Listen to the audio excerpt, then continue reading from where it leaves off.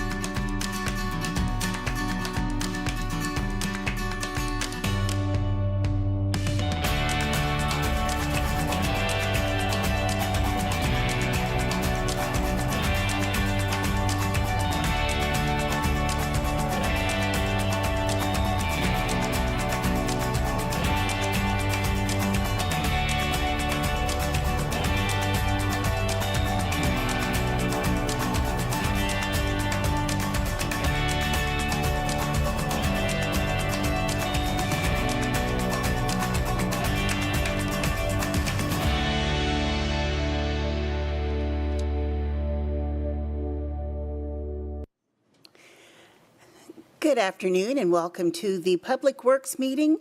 And we are going to start off with finding out if there are any changes from the agenda. No changes.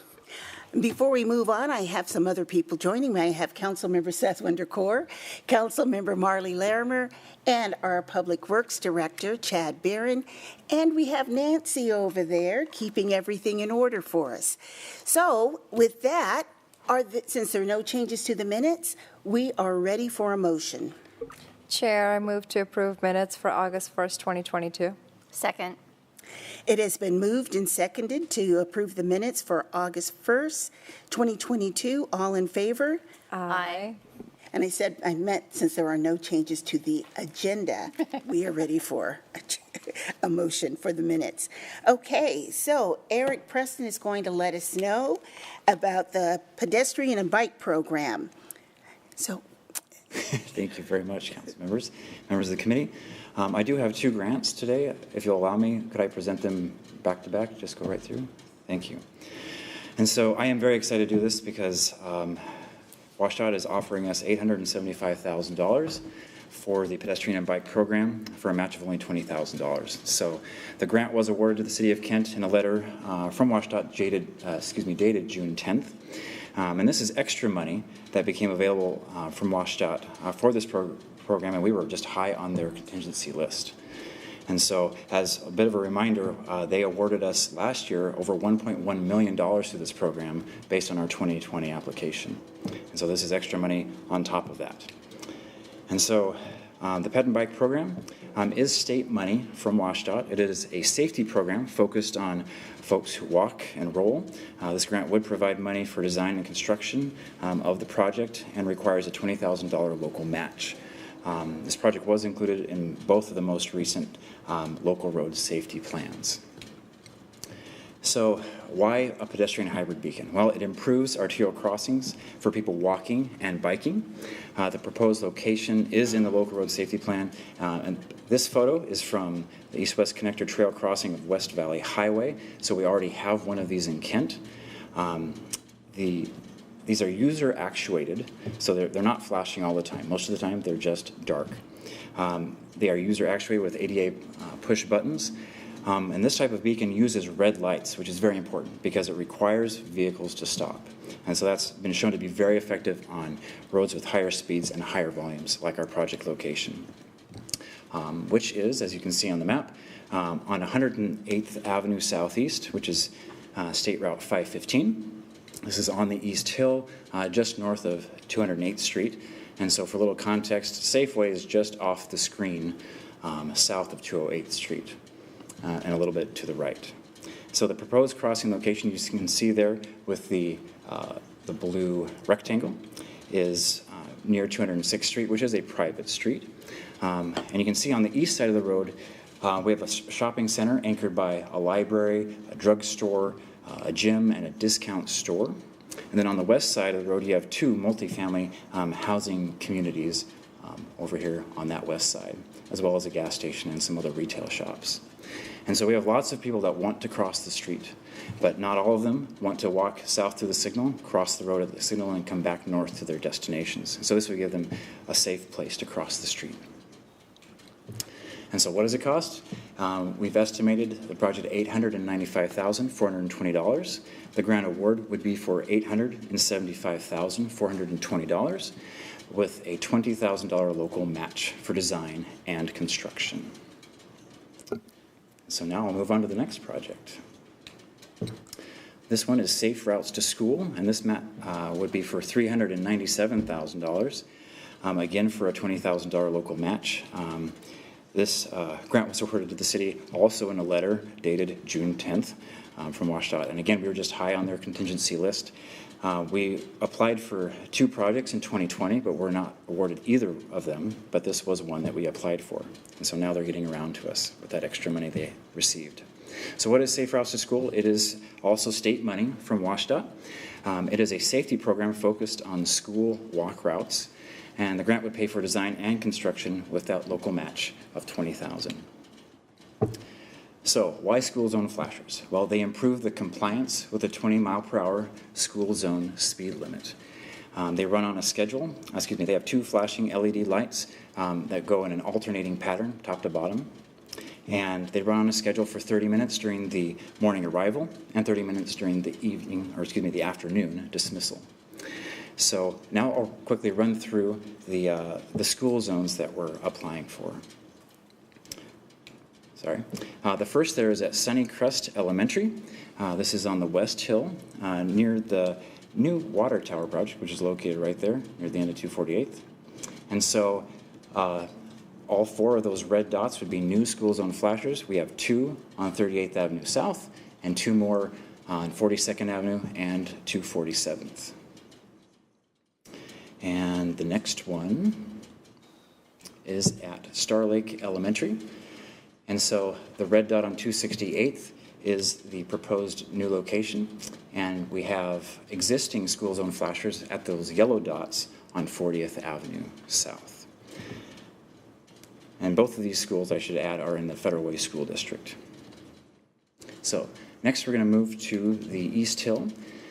This is at Park Orchard Elementary, which is just off of 232nd Street near 112th Avenue. And you can see the new flasher is there on 112th Avenue Southeast for the northbound direction. And we have existing flashers, the yellow circles, there and over here on 235th. The next one is Sunrise Elementary, still on the East Hill. This would add 3 flashers in the neighborhood at those 3 those 3 red dots. We already have 2 flashers on 132nd Avenue Southeast. The next one is Millennium Elementary, and for this one you'll have to turn your head a bit because north is to the left. I apologize. This is, again, Millennium Elementary on 270th, just off of 124th. And so our project would add 2 flashers on 270th, where you have the red dots. We already have 2 flashers on 124th, which are the yellow dots. Next, we're moving down into the valley. This is at Kent Elementary. Our project would add 1 flasher there on southbound 64th Avenue as it approaches Meeker, and we already have 2 school zone flashers on Meeker Street. And the last one is Neely O'Brien. We would add 2 flashers there on Lakeside Boulevard, and we already have 2 existing flashers, and one of them is hard to see over here on 64th Avenue South. So I apologize for that. And so the total project would cost $417,800, and the grant award would be for $397,800 with a $20,000 local match for design and construction. And so if you'd like to fund more, we're happy to install them. So I am now available for questions. Okay, thank you. Anything from either of my cohorts? I did have a question on the Sunrise. Sunrise? Or, sorry, not Sunrise, Panther Lake Library. Oh, sure. If we could go back to the map, yeah, that'd be helpful. Oh, I'm sorry. I'm going the wrong way. All right. I'm using the wrong clicker. All right. Yeah, so first, really, really happy to see that we're getting a crossing there. I live in that area, and it's a constant problem. I see people crossing daily. However, I do feel like I see them crossing a little bit further to the north. So is there a reason that we picked that specific location on the south side of 206 and not further north? Sure. Yeah, there's, as you can tell, there's a lot of driveways in this area. So the current location there is right in between 2 driveways. So you have one here to the south, you have one here to the north, and there's already an existing island at this location. And so it wouldn't be disruptive at all to the turning movements in that area. Oh, you're right. Yeah, there's some. Yeah, I forgot about the island thing there. Okay. Yeah. And we're also halfway between intersections of 204th to the north. That is off the page a little bit. Okay. So, did you want to add something, Rob? Please. Yes. Good afternoon, committee members. Rob Brown. One other thing I would like to point out, just there is an existing retaining wall here, so all of the people that live in this complex to the north of the crossing, they all walk down to that driveway to get to the sidewalk. Gotcha. So, thank you. Yeah, thank you for clarifying that. No other questions. Councilmember Corr? I remember when that library opened, the grand opening, there were people asking that day to have the additional crossing there. So it's going to be very much appreciated, as all of the other ones by the schools. It's going to be a big help for not only the pedestrians, the students who are walking, but also for their families and take away some of the worry that they have. So Absolutely. Thank you very much. Of course. Okay. I cut off here. We are ready for a motion. Oh, do I need to do them back to back, or? We'll do them separately. Okay. Chair, I move to authorize the mayor to sign all documents necessary to accept grant funding from WSDOT Pedestrian and Bicycle Program, and to amend the budget to authorize expenditures of funds to design and construct a pedestrian hybrid beacon on 108th Avenue Southeast, State Route 515, near the Panther Lake Library. Second. It has been moved and seconded. All in favor? Aye. Aye. Sorry. So, motion has passed, and we will pass this on to have the budget amended so that we can add these on. And then the next one, Councilmember Corr? Just a moment, sorry, I have to move down. Yep. I move to authorize the mayor to sign all necessary documents to accept grant funding from the WSDOT Safe Routes to School program, and to amend the budget to authorize the expenditure of funds to design and construct school zone flashing beacons in night school zones. Second. It has been moved and seconded. All in favor? Aye. Aye. So we will also move this on to have those flashing beacons added in the school zones. Thank you very much. And then we will have Erik Connor. Erik is going to talk to us about a consultant agreement with KBA Inc. for the 76th Avenue North South Segment Project. Thank you. I like receiving those grants. It's my job to help spend the money for those grants. Appreciate always getting those. So good afternoon. My name is Erik Connor. I'm the construction manager in our Public Works Engineering Department. Our upcoming 76th Avenue South North Segment project will be the second of 3 projects on 76th Avenue that raises road grades by as much as 5 feet to minimize the flooding issues on the roadway between South 228th and South 212th Street. The middle segment was recently completed. The south segment is in design. The north segment is in contract award and execution phase. We're talking about the north segment today. As with the middle segment, the shorter north segment will provide a new concrete roadway above the floodplain, providing a durable surface for many years to come in an area that is a major trucking hub in the city.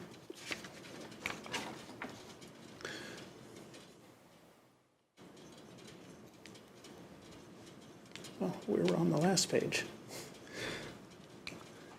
Sorry about that.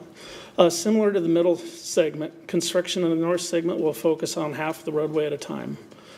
Only one-way southbound traffic will be allowed while construction is in progress. Drivers will see the existing road's asphalt surface. Drivers will use the existing road's asphalt surface while the first half of the road is being constructed, and then travel on the new concrete roadway while the second half is constructed. The finished product will feature the concrete roadway, curb and gutter, sidewalk, a pedestrian crossing, stormwater conveyance, water main relocation, elimination, and planting. The project is primarily funded by a Puget Sound Regional Council federal grant. Along with this federal grant comes very stringent contract documentation and administration requirements, and the potential for federal audits. As a result of the stringent requirements and audit risk, we have found it valuable in the past to contract with consultants that specialize in the administration of construction projects with federal funding. This allows our staff to manage multiple projects concurrently that are not so administratively challenging, while the consultant focuses on making sure everything is complete on the federal projects. As a result, I'm here this afternoon to seeking the committee's authorization for a consultant services agreement with KBA Inc. KBA specializes in providing construction management services for local municipalities on federally funded projects throughout the region. With this authorization, KBA will provide construction management, contract administration, inspection, and quality control. They will be fulfilling the service with a resident engineer, an inspector, and 2 sub-consultants, 1 for administration and 1 for quality control. Thank you for the opportunity to briefly introduce you to this project and request your approval of KBA's contract. If you have any questions about the project or KBA, I'm happy to answer. Questions? Councilmember? Okay, if there are no questions, I will say that for the payment of this, aside from the grant and the utility funds, our B&O dollars are at work here. So glad to have those and glad to see them at work. So we are ready for a motion. Sorry, I'm still scrolling. Find it. Scroll by it. It is page 15. 14. Here, take this one. I have it on the screen. Chair, I move to authorize the mayor to sign the consultant agreement with KBA Inc. for contract administration, management, quality control, and inspection in the amount of $402,242 for the 76th Avenue South North Segment project, subject to final terms and conditions acceptable to the Public Works Director and City Attorney. Second. It has been moved and seconded to move this project on. All in favor? Aye. And so we will move this move this on to the council and get some more work done on that, on the south-north segment project. Hard to say, isn't it? I want to say north-south, but it's south-north. So thank you very much for that one. And we are going to now hear from Chad. I'll present from right here. Okey doke. Council's moving forward with, or will be in the fall, looking at the next biennial budget. And as part of that discussion, we'll talk about capital projects and various other programs that the city's moving forward with. At the end of this year, based on ordinances that have been passed by previous councils, there will be an adjustment in our utility rates for the water, sewer, and storm utilities.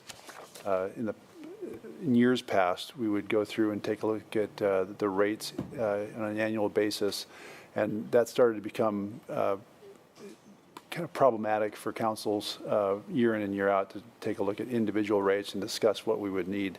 So we would base rates on plans. So we had strategic plans for each utility, water, sewer, and storm, and then moving forward, how would we prioritize projects and maintenance and get all those projects done. So starting in 2018, council adopted utility rates with automatic escalators on them. They were 2.4% or the consumer price index, whichever was lower. And then at the end of 5 years, so it was 2018 through 2022, it went to an automatic adjustment to be based on the CPI. And this year's CPI is 9.5%. So that as an automatic adjustment, we thought, wow, that's going to be quite a surprise. And I want to make sure the council or committee, present to committee first, then we can talk with council during the budget presentations, but that folks were aware of it. And we need to make sure the community is aware of the increase. It's not something, obviously, we like doing, but it was something looking forward in what we would need to do to keep the utilities solvent and moving forward. We want to make sure we were covering our costs with regard to inflation. We have a number of projects that we're completing right now that were part of the water, sewer, and or storm plans, capital projects.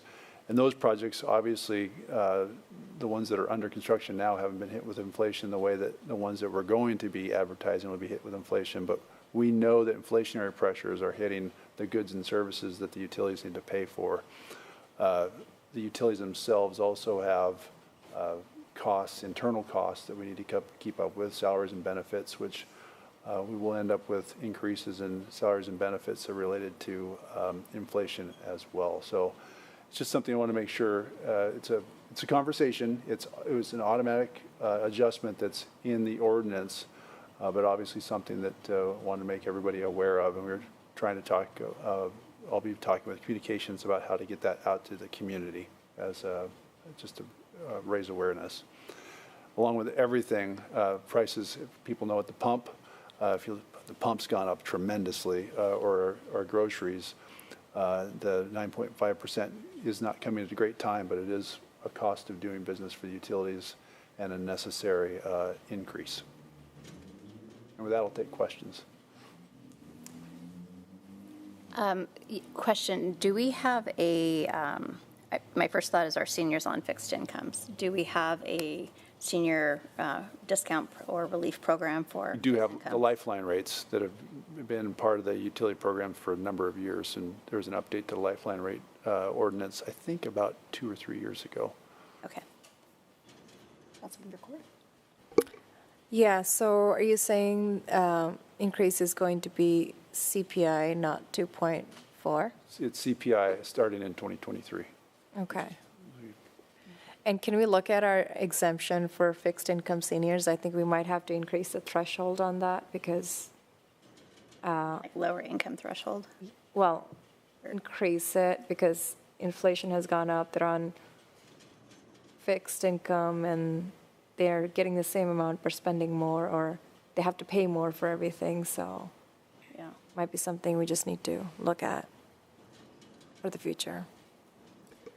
Also, in the communication that goes out, part of that communication at some point hopefully would remind people that remind the seniors especially that there is that exemption available for those who have not already applied for it.